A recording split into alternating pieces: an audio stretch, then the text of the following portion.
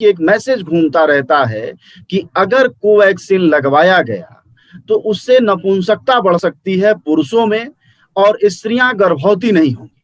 पहला जवाब हम आपका यही चाहेंगे। देखिए, इस तरह की भ्रामक चीजें हिंदुस्तान में बहुत पहले से चलती आ रही हैं। पोलियो के ड्रॉप के दौरान भी इस तरह की बातें आई थी। ये सब अवैज्ञानिक चीजें हैं और सबसे बड़ा दुर्भाग्य क्या है कि हमारी सियासत में जब से अवैज्ञानिक लोगों का दबदबा बढ़ा है, तब से ये सब चीजें और ज्यादा प्रामाणिक तरीके से या और ज्यादा प्रचलित तरीके से वो जनता में जाने लगी हैं और जनता उसको मानने लगी है। मैं सीधा संदेश देना चाहूंगा जनज्वार के माध्यम से तमाम देशवासियों को, दुनिया के अमन पसंद लोगों को, कि वैज्ञानिक सोच के बिना उनकी प्रगति संभव नहीं है। वैज्ञानिक सोच ही उनकी जान बचाएगी। इसलिए ऐसे तमाम अंधविश्वासों को सीधे तौर पर खारिज करें और जितने भी ऑथेंटिक इंस्टीट्यूशंस हैं साइंस के, वो इसको कंफर्म करते हैं, वो वहां से जानकारी लें। नहीं तो अपने इलाके के जो सबसे प्रमाणिक चिकित्सक हैं उनसे बात करके ही वो इस तरह की राय बनाएं। इस तरह के अफवाहों को न तो वो प्रसारित करें और न उस पर यकीन करें।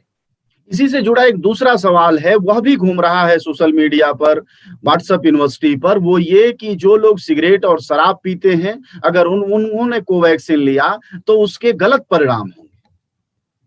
देखिए, कोवैक्सीन की तरफ से ऐसा कोई दावा नहीं किया गया है कि शराब और सिगरेट पीने वालों पर इसका एडवर्स इफेक्ट है। अभी यह एक नया मामला है, यह बीमारी ही नहीं है, यह वायरस ही नया है और उससे संबंधित सारे अध्ययन बहुत नियोनेटल स्टेज में हैं। इसलिए ऐसे किसी भी दावे को एक वैज्ञानिक की हैसियत से मैं नहीं मानूंगा और मुझे लगता है कि मैं देशवासियों से कहूंगा कि वो इस तरह की भ्रामक जानकारी के साथ अपने आप को न जोड़ें और उस पर भरोसा न करें जब तक कि कोई प्रमाणिक जानकारी वैज्ञानिक समूह से नहीं आती। अच्छा, एक और जानकारी है, वो हम सब का समाधान है आपकी ओर से, वो ये है कि कोवैक्सीन का पहला इंजेक्शन लगवाने के बाद संक्रमण का खतरा और बढ़ जाता है। इस तरह के भी ज्ञान काफी बांटे जा रहे हैं।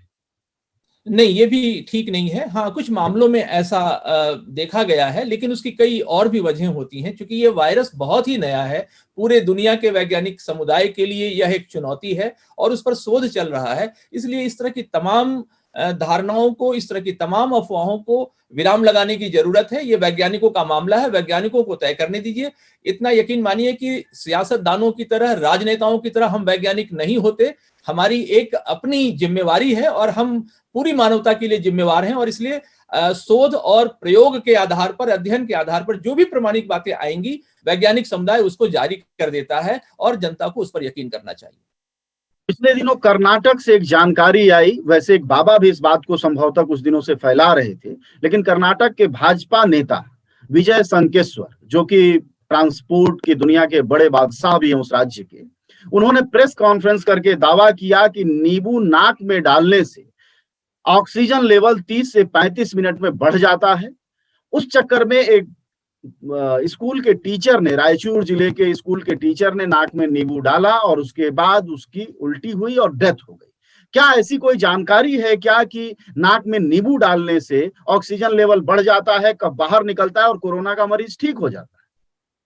नहीं, ये बिल्कुल भ्रामक जानकारी है। सबसे प्रामाणिक अध्ययन इस पर और इसका खुलासा नेशनल एकेडमी ऑफ साइंस, जो वॉशिंगटन डीसी में है, national academy of science, national academy of engineering and national academy of medicine, ये तीन विधा को ये नेशनल एकेडमी डील करता है। उसने इस बात का खंडन किया है कि नींबू के प्रयोग से ऐसा कोई कोरोना वायरस से संबंधित कोई भी ऐसे दावा, वो सब के सब दावे गलत हैं। इसलिए ऐसे किसी भी अवैज्ञानिक बातों को हमें नहीं मानना चाहिए और देशवासियों को कम से कम इस बात से वाकिफ रहना चाहिए कि इस तरह की तमाम भ्रामक बातें, मैंने आपको कहा कि कुछ सियासत में जो ये नए बेवकूफ टाइप के लोग आ गए हैं, उनकी वजह से ये सब चीजें बहुत फैल रही है। कभी गोमूत्र का हल्ला हुआ था, कभी गोबर का हल्ला हुआ और तमाम लोग ऐसे गलत तरीके से नासा से जोड़ देते हैं, तमाम बड़े वैज्ञानिक संस्थाओं से उसको जोड़ देते हैं। ये सब के सब झूठ हैं। ऐसे झूठे नेताओं को खारिज कीजिए, ऐसी झूठी बातों को व्हाट्सएप से बाहर कीजिए और ऐसी झूठी बातों पर हमारे देश के लोग यकीन ना करें। हमारे देश के लोग बड़े भोले हैं,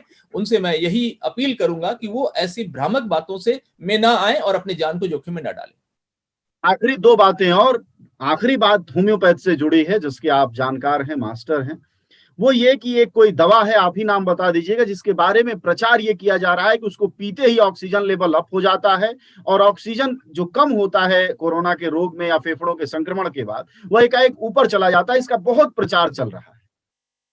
देखिए, आप जिस दवा की बात कर रहे हैं उस दवा का नाम है एस्पिडोस्पर्मा। एस्पिडोस्पर्मा नाम की दवा बेसिकली निश्चित रूप से होम्योपैथी की एक अच्छी दवा है और खास करके लंग्स इन्फेक्शन के केस में, फेफड़े में दूसरे संक्रमण, पल्मोनरी स्टेनोसिस के केस में और भी इस तरह के कई लक्षण हैं शरीर में ऑक्सीजन की कमी की वजह से होने वाले रोगों में इसका उपयोग किया जाता है। ये दवा अभी इल प्रूव्ड दवा है, लेकिन इस दवा के अच्छे परिणाम देखे गए हैं। मैंने भी इस दवा का इस्तेमाल करके काफी अच्छे रिजल्ट्स लिए हैं, लेकिन इसका ये मतलब कतई नहीं है कि ये ऑक्सीजन सिलेंडर का विकल्प है। जब शरीर में ऑक्सीजन की मात्रा घटने लगती है और उसकी वजह से जो विकृतियां उत्पन्न होती हैं वो जानलेवा होती हैं और उसमें व्यक्ति को मुश्किल से 2, 4, 5 मिनट, 10 मिनट में उसकी जान जा सकती है। इसलिए ऐसे किसी भी दावे का मैं खंडन करता हूं कि ये ऑक्सीजन का विकल्प नहीं है। हाँ, ये बहुत अच्छी दवा है और इसका उपयोग होम्योपैथी के जानकार चिकित्सक, अनुभवी चिकित्सक, योग्य चिकित्सकों के देखरेख में होना चाहिए। इसका उपयोग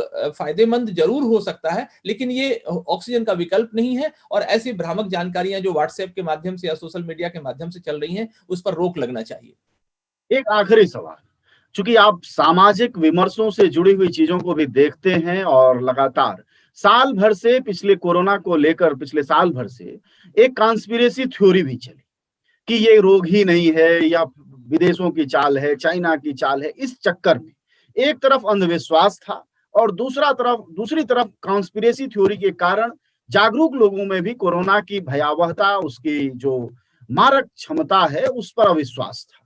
आपको लगता है कि कॉन्स्पिरेसी थ्योरी के कारण भी जागरूक लोग इसकी चपेट में आए? देखिए, मैं एक छोटी सी बात जरूर शेयर करना चाहूंगा। देखिए, विज्ञान के दौर में और विज्ञान के युग में इस तरह की थ्योरीज भी चलती हैं, पैरेलल इस तरह की थ्योरी चलती हैं, लेकिन ये वक्त नहीं है उस तरह की थ्योरीज पर मंथन करने का। इस तरह की थ्योरीज को विकसित होने में वक्त चाहिए और अभी ये कोरोना वायरस संक्रमण जो है नया संक्रमण है। आप देख रहे हैं कि इसका वायरस जो है वो रोजाना ही अपने रूप बदल रहा है, उसके जेनेटिक शिफ्ट हो रहे हैं, उसमें नए नए म्यूटेशंस आ रहे हैं उसके। तो इसलिए इस समय कॉन्स्पिरेसी थ्योरी पर विचार करने का वक्त नहीं है। निश्चित रूप से जब भी विज्ञान में मैंने तो आपसे कहा ना कि राजनीति जब जुड़ जाती है विज्ञान में तो वहां पर कॉन्स्पिरेसीज होती हैं और उस कॉन्स्पिरेसीज को हम इनकार नहीं कर सकते, लेकिन उसके लिए वक्त चाहिए, उस पर अध्ययन करने का वक्त चाहिए। इस समय वक्त है जान बचाने का, इस समय वक्त है लोगों को किसी भी तरह से इस मुसीबत से बाहर निकालने का, किसी भी तरह से इस वायरस की पेचीदगियों को समझकर उसका समाधान ढूंढने का। इसलिए मैं अभी इस कॉन्स्पिरेसी थ्योरी पर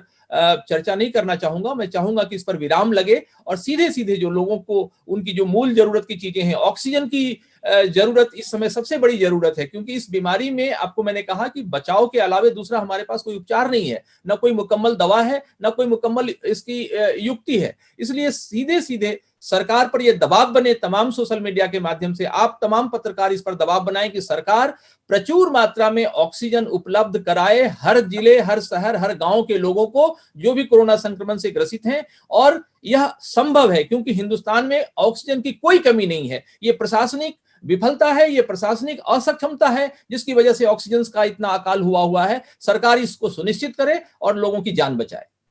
धन्यवाद डॉक्टर साहब, आपका बहुत सारी जानकारियां दी। हमने तमाम उन भ्रमों पर बात की जो कि लगातार सोशल मीडिया पर जारी है और उससे आपके जान को खतरा हो सकता है। इधर जो सबसे बड़ा नुकसान इस बीच किया है वह विजय संकेश्वर के उस प्रेस कॉन्फ्रेंस से हुआ है जिसमें उन्होंने नाक में नींबू डालने का उपाय सुझाया है। कल को हो सकता है कोई जागरूक नेता एकाएक आगे आ जाए और कहे कि नाक में हार्पिक ही डाल लीजिए, उससे और ज्यादा कीड़े मर जाएंगे। जब वो बाथरूम के कीड़े मार सकता है तो आपके भी कीड़े मार देगा। इस तरह के ज्ञान से, इस तरह की जानकारियों से न सिर्फ आप बचिए बल्कि प्रसार पर रोक लगाइए, उन लोगों को डांटिए, क्योंकि डॉक्टर साहब कह रहे हैं इस समय जिंदगी बचाना जरूरी है, विमर्श तो फिर कभी हो जाए। धन्यवाद।